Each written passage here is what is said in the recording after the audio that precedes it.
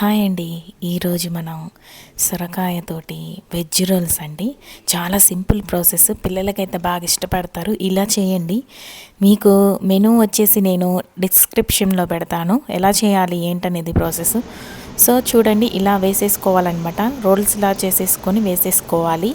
రోల్స్కి కొంచెము పిండి కలవాలండి.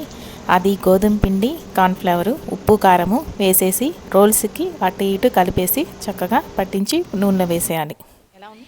మా మమ్మీ అయితే ఈసారి స్పెషల్గా ట్రై చేసి నాకైతే చాలా బాగా నచ్చింది. ఒకటి తింటే ఇప్పుడు వెళ్ళిపోతా ఉంది కాబట్టి మీరు కూడా ఒకసారి వెరైటీని ట్రై చేయండి. బాగుంది నిజంగా.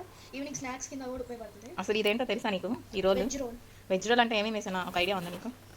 చూస్తుంటే దీంట్లో క్యాబేజ్ ఇంకా ఆనియన్స్ వేసినట్టుంది. సారీ, నేనైతే క్యాబేజీ వేయలేదు. అందులో సొరకాయ ముక్కలు వేసాను, తురిమి. సొరకాయ ముక్కలు, onions, chillies. So different taste వచ్చేసింది. సో అయితే లైక్ చేసావా నువ్వు? Thank you.